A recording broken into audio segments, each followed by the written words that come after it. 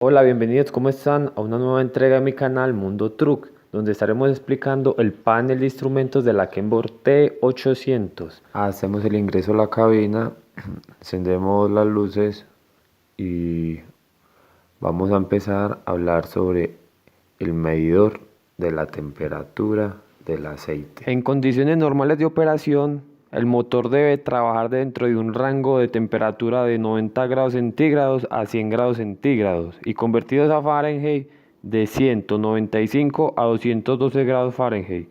Estos niveles garantizan que las piezas del motor y la viscosidad del aceite funcionen a los niveles recomendados de trabajo.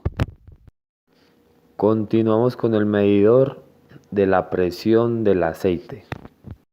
La presión en el sistema se genera por la resistencia que el aceite debe superar en los conductos de lubricación para alcanzar los componentes a lubricar. La bomba es empleada para forzar el lubricante a través del sistema.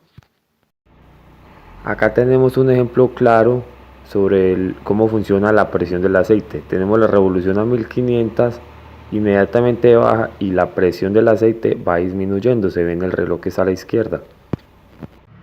Tenemos otro ejemplo de medición en el formato PSI, donde el motor está a 1500 revoluciones y en la parte inferior se ve el manómetro de la presión como disminuye relativamente a la revolución.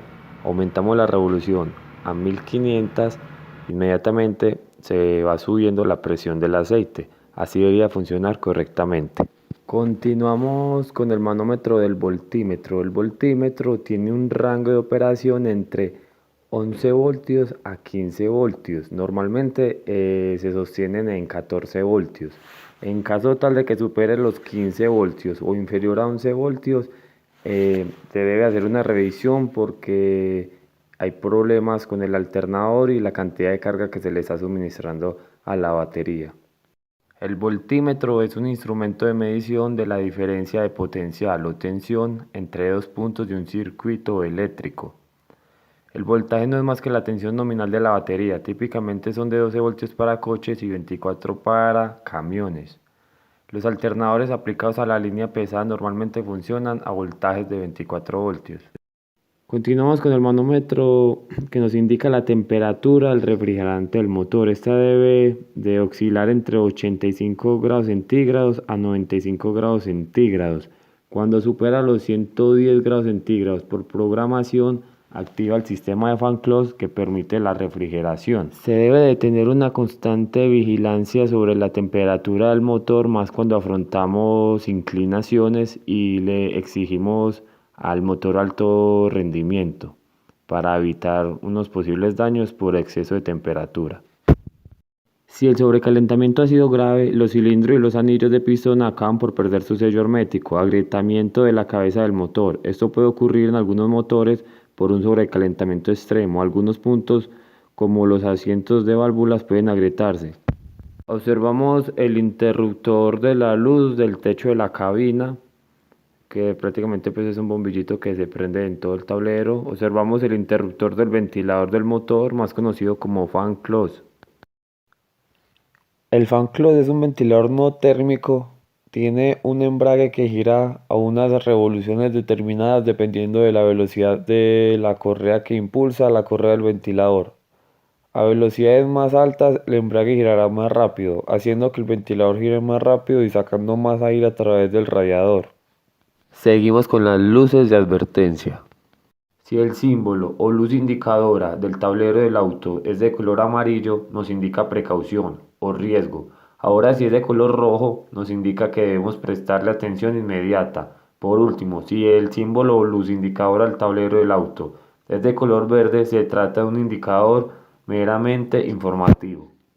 Continuamos con el velocímetro. El velocímetro es el encargado de mostrar la velocidad con la cual se desplaza el vehículo que estamos operando.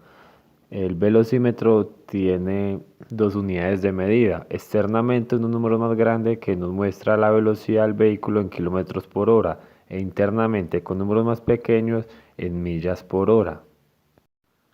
Seguimos con los interruptores de los faros. Esos son los encargados de dar encendido y apagado a las luces y a los cucuyos. Continuamos con los manómetros encargados de mostrarnos la presión de aire, tanto primaria como secundaria. Todos los sistemas de frenos de aire usan la presión del aire para que el freno funcione cuando se pone el pie en el pedal. El aire se almacena en varios tanques de presión y un compresor lo presuriza en el motor del camión. La mayoría, si no son todos los sistemas, funcionan a 685 kilopascales, a 95.5 psi o 6.85 bar de presión. La presión mínima del sistema de frenos se mide en la unidad de medida PSI y se estima que dicho valor nunca debería estar por debajo de los 100 PSI, siendo un valor más común y recomendable los 150 PSI, en cuyo nivel de presión la válvula de seguridad se abre. Continuamos con el siguiente manómetro que nos indica la presión de frenado en kilopascales que se le está aplicando a la hora de accionar el freno. El siguiente manómetro es el indicador de combustible. Tiene F como máximo y E como mínimo. Se debe de procurar de no permitir que se acabe el combustible, ya que el sistema cogerá aire y se debe de drenar para volver a dar inicio al vehículo. Continuamos con los manómetros encargados de medir la temperatura de las diferenciales.